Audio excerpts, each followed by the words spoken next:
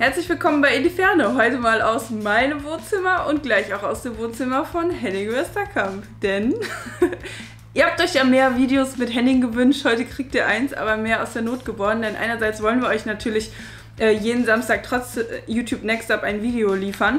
Und andererseits sind wir eingeschneit. Also Henning da in seinem Zuhause und bei mir geht's noch, aber der kommt da seinen Berg nicht hoch. Und deswegen haben wir überlegt, welches Video können wir drehen, für das wir uns nicht extra treffen müssen zum Drehen. Und deswegen gibt es heute absurde Campingurteile raten. Und zwar darf Henning das machen, der ja erfahrungsgemäß, sagen wir mal, mit Camping nicht so viel am Hut hat. Und ich glaube, es wird relativ lustig.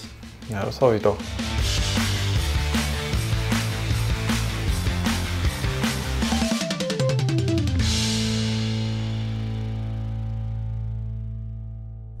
Okay, dann erläutere ich jetzt einmal kurz, wie das Spiel funktioniert. Und zwar habe ich mir 5 Campingurteile, absurde Campingurteile rausgesucht, die so absurd klingen, dass man sich nicht sicher ist, sind sie wahr oder falsch. Und natürlich habe ich mir zusätzlich auch ein paar Urteile ausgedacht, die ähnlich absurd klingen, die aber wirklich falsch sind. Und du musst erstens sagen, ob du glaubst, sind sie wahr oder falsch, und sagen, ob, ja, wenn du dich entschieden hast, warum. Erläutere ein bisschen deine Entscheidung. Und ihr könnt sehr gerne mitraten und auch mal in die Kommentare schreiben, ob ihr bei jedem Urteil gewusst habt, dass es wahr oder falsch ist. So, Henning, erstes Urteil, bist du bereit? Jo. Geschichte Nummer 1, der Saunacamper. Zeugen haben der Polizei im Saarland einen Mann gemeldet, der am Fahrbahnrand nackt aus einem Fahrzeug gestiegen ist. Was war passiert? Der Mann hatte seinen Wagen samt Anhänger auf dem Parkplatz am Rande einer vielbefahrenen Straße abgestellt. Auf seinem Anhänger hat er eine Fasssauna aufgebaut.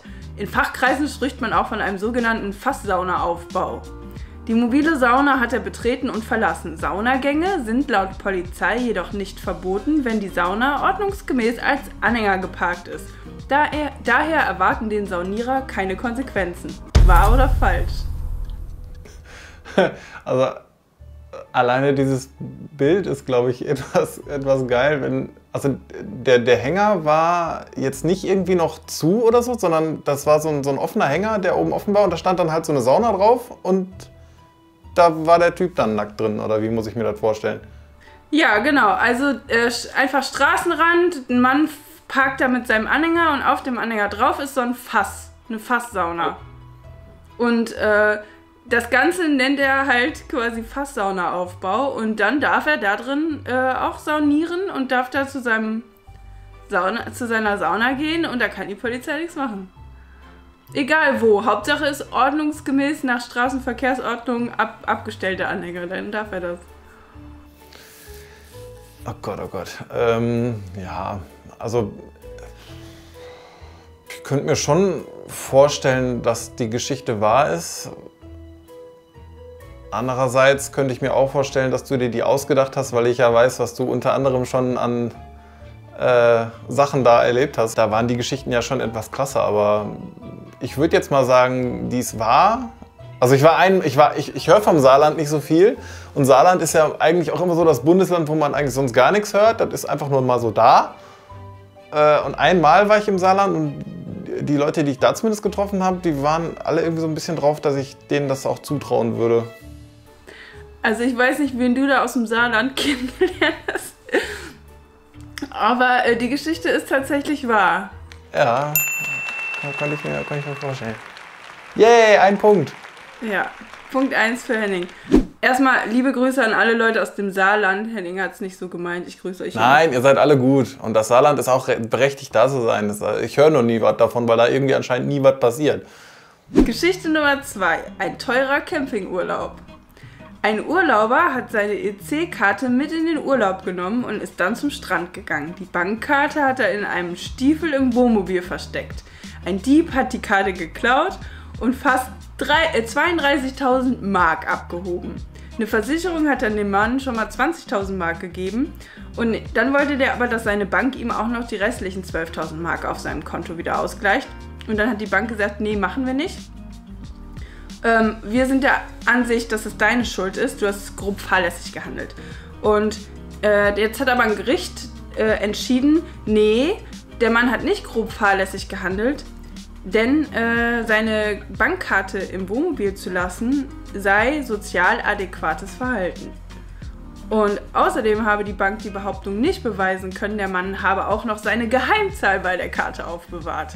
Wahr oder falsch? Der hat die Bankkarte und die PIN da reingesteckt?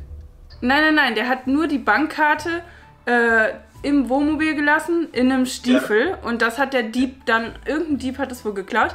Aber die Bank konnte nicht beweisen, dass der Mann auch die Geheimzahl da gelassen hat. Aber der Dieb muss dann ja irgendwie an die Geheimzahl auch gekommen sein. Tja. Oder der Typ wollte...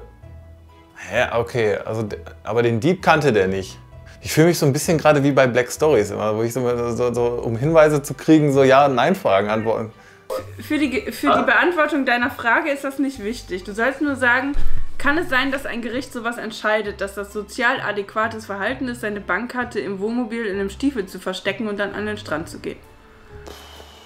Kann ich mir schon vorstellen, einfach aus dem Grund, weil ich immer wieder mal in den Nachrichten von irgendwelchen Urteilen höre, wo eigentlich jeder sich so die Frage stellt, so, wie kann man das denn entscheiden? Jeder mit gesundem Menschenverstand müsste doch eigentlich das andere sagen, also ja, ob jetzt einer verurteilt wird oder nicht. Vorstellen kann ich mir das schon, dass so ein Gericht so urteilt. Okay, also du sagst... Oder hast du dir das jetzt aus der Haare gezogen und hast 3 Geschichten vermischt? Ja, sag ja, wahr oder falsch? Ich sag ja. Ja, okay. Ja, hast du recht, die Geschichte ist tatsächlich wahr. Ja. Aber Lauf. Wie viele Geschichten hast du? 5? 5. Ja, schon 2. Brauche ich ja nur noch eine, dann habe ich ja schon gewonnen. Nummer 3, das geklaute Wohnmobil. Ja.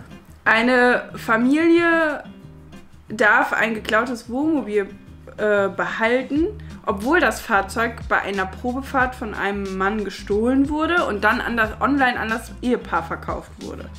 Also es war so, es gibt so ein Autohaus, das verkauft Wohnmobile und dann ist ein Mann dahin gekommen und hat gesagt, ja, ich möchte gerne hier Probefahrt mit dem Wohnmobil machen. Und dann ist er einfach nicht mehr wiedergekommen und hat online dieses Wohnmobil verkauft an ein Paar und hat zusätzlich noch Zulassungspapiere geklaut, also diese Blankos, und hat die auch gefälscht, sodass das Paar gar nicht auf die Idee kommen konnte, oh, da hat mir einer ein geklautes Ding verkaufen wollen. So, und das Autohaus hat jetzt aber das Wohnmobil zurückgefordert und hat gesagt, ihr konntet das gar nicht kaufen, weil es unseres ist. Und auf jeden Fall hat jetzt irgendein Gericht entschieden, dass sie den Wagen trotzdem behalten dürfen, obwohl der eigentlich dem Autohaus gehört. Deswegen muss das Autohaus jetzt sogar die richtigen Zulassungspapiere rausrücken, aber der Händler darf, also das Autohaus darf den Zweitschlüssel behalten. Wahr oder falsch? Also bis vor den letzten 2 Sätzen hätte ich noch gesagt, dass es wahr, weil ich habe, glaube ich, auch schon des Öfteren mal davon gehört, dass wenn ich jetzt zum Beispiel irgendwas über eBay Kleinanzeigen kaufe oder so und der Typ sagt, hier, das ist ein Privatverkauf, das brauche ich nicht mehr, bla, und ich kaufe das dann und dann stellt sich heraus, dass die Sache, die der verkauft hat, geklaut ist, dann ist das irgendwie so ein Schutz vor Unwissenheit oder sowas und ich kann da nichts für. Deswegen darf ich das Ding oder das Objekt oder den Kaufartikel dann behalten, weil ich das nicht wissen konnte und ich auch bei dem Portal nicht davon ausgehen muss, dass irgendeiner geklaute Sachen da reinstellt. Aber weil du jetzt am Ende gesagt hast, hier das Autohaus darf den Zweitschlüssel behalten und was hast du noch gesagt am Ende? Irgendwie die mussten Zulassungspapiere rausrücken, aber dürfen den Zweitschlüssel behalten. Ja, das klingt jetzt irgendwie so, als hättest du das dazu gedichtet, damit es glaubwürdig klingt. Also da würde ich jetzt mal sagen, das hast du dir aus der Haare gezogen. Nee, die Geschichte ist genauso passiert. Ah, hier Jonathan Frakes. Ja, auf jeden Fall die Geschichte wurde begründet mit dem Begriff des Abhandenkommens, ne? Aha. Dass man kein Eigentum an einer Sache erwerben kann, die dem Eigentümer abhanden gekommen ist. Auch dann nicht, wenn sie im guten Glauben gekauft wird. Irgendwie, dass alles mit rechten Dingen zugeht. Ja, habe ich ja gesagt. Also davon habe ich auch schon gehört. Ich hatte jetzt nur gedacht, wenn 2 Geschichten schon wahr waren, dann muss ja vielleicht irgendwann auch mal eine falsche kommen. Und die 2 Sätze am Ende, die haben irgendwie so, die haben sich so angehört, als hättest du die noch da dran gebaut, um das glaubwürdig zu machen. Aber okay. Okay, dann 2 von 3 hast du ja. Geschichte 4, Montagsmobile. Wohnmobilhändler haften nicht, wenn es sich um ein Montagsmobil handelt. Verkauft ein Händler ein Wohnmobil oder einen Wohnwagen mit kleinen Mängeln, kann ein Käufer nicht vom Kauf zurücktreten, wenn der Verkäufer auf Nachfrage angibt, dass es sich um ein Montagsmobil gehandelt habe. Denn Mobile, die an Montagen ausgeliefert werden, sind statistisch überdurchschnittlich häufig mit Mängeln belastet, weil die Produktionsmitarbeiter gerade erst aus dem Wochenende kommen, wenn sie an ihren Arbeitsplatz zurückkehren. Völlige Fehlerfreiheit sei eine unbillige Härte und unzulässige Zumutung, entschied das Oberlandesgericht Braunschweig. Damit gab das Gericht Händlern Recht, die geltend machten, dass es montags schon mal passieren könne, dass plötzlich die Zuladung hinten und vorne nicht reicht oder sich vollmundige Versprechungen in Online-Kaufanzeigen als wenig belastbar zeigen. Wahr oder falsch? Also das kann ich mir beim besten Willen nicht vorstellen, dass das wahr ist. Was ist das denn für ein Bullshit? Also das Einzige, was ich mir vorstellen könnte, ist, dass wenn... Ja, aber ein Autohaus verkauft doch keine kaputten Wohnwagen. Nein, aber wenn die das nicht wissen, also es kann halt einfach statistisch Wer, das Autohaus? sein. Ja, genau, aber dass denen halt kein Schaden entstehen kann, sozusagen, dass da nicht einer kommen kann und sagen kann, ich will jetzt mein ganzes Geld zurück, die können dann irgendwie nachbessern oder so, aber dass die halt, weil, wenn das von der Produktion an einem Montag ausgeliefert wird, dass diese Händler halt nichts dafür können, wenn da Schäden dran sind, oder dass es halt statistisch gesehen sehr häufig so ist, und wenn die halt sagen, pass auf, das ist ein Montagsmobil, bessern wir nach, dann darf man nicht vom Kauf zurücktreten. Nein, das glaube ich nicht. Also das höre ich jetzt zum ersten Mal, und ich glaube nicht, dass das nur die Wohnmobilbranche beträfe, wenn das stimmen würde. Das halte ich für Bullshit. Okay. Ja, ist es. Erwischt. Was ist das denn für ein Schwachsinn? Nur weil das montags produziert worden ist und man davon ausgeht, ja, die Leute kommen gerade aus dem Urlaub zurück oder aus dem Wochenende. Die sind vielleicht noch voll vom Samstags feiern oder was. Was ist das für ein Quatsch? Wenn euch solche Videos gefallen oder ihr zumindest unsere Bemühungen irgendwie honorieren wollt, dass heute zumindest so ein Video kommt, dann gebt diesem Video doch gerne einen Daumen nach oben. Da freuen wir uns sehr, dass wir uns nicht umsonst die Mühe gemacht haben. Wir uns auch so die Beine ausreißen, obwohl ich nirgendwo hin kann. Obwohl du ja, glaube ich, auch froh bist, dass du nirgendwo hinfährst, oder? Nö, ich wäre schon gerne. Also ich war jetzt das erste Mal auch mit dem Combo unterwegs im Schnee. Ja, war witzig. Geschichte Nummer 5. Jawohl. Naturschutz oder Straßenverkehr. Eine Frau hat auf einem Parkplatz übernachtet, weil die zum Übernachten freigegebenen Stellplätze für Wohnmobile komplett belegt waren. Ein solches Vorgehen stellt aber kein verkehrsbezogenes Verhalten dar, hat jetzt ein Gericht entschieden, sondern dem Naturschutzgesetz. Wahr oder falsch? Greift in solchen Fällen, wenn eine Frau mit ihrem Wohnmobil sich dann auf einen anderen Parkplatz stellt und da dann übernachtet, greift dann plötzlich das Naturschutzgesetz? Ich vermute jetzt mal, dass es nicht nur bei einer Frau so ist, sondern auch bei einem Mann oder sonst irgendwem, selbstverständlich. Ja, was war das denn für ein Parkplatz? Also wenn das jetzt ein normaler... Ist egal, ist nur kein Wohnmobilstellplatz, kein Wohnmobilparkplatz. Okay. Also die wurde erwischt und dann hat die versucht, sich rauszureden und die mildere Strafe abzukriegen, indem sie gesagt hat, hier, das ist nur eine Ordnungswidrigkeit, weil ich... Genau, ich habe nur falsch geparkt und deswegen ist das eine Ordnungswidrigkeit und fällt in den Bereich Straßenverkehrsordnung.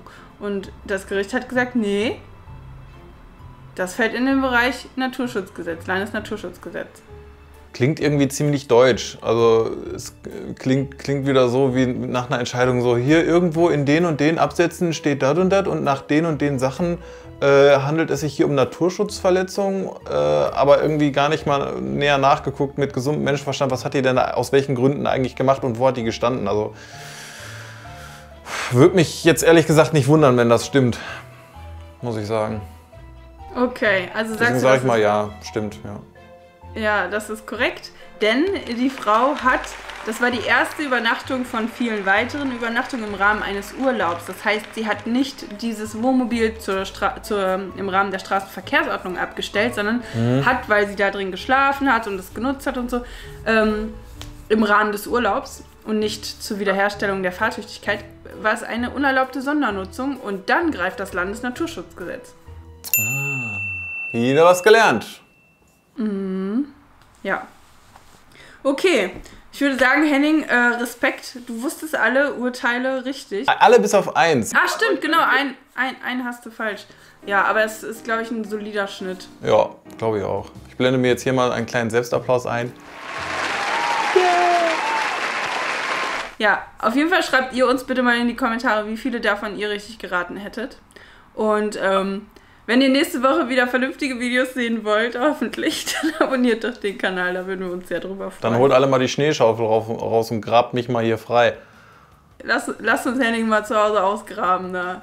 Danke Henning, für deinen Auftritt heute. Ja, gerne, gerne. Okay, ansonsten würde ich sagen, das war ein Video von In die Ferne. Mein Name ist Chantal Stauder. Der Mann auf der anderen Seite des Bildschirms ist Henning Westerkamp. Und wenn ihr mögt, sehen wir uns hier, oder besser hoffentlich wieder im Kombo, nächste Woche wieder.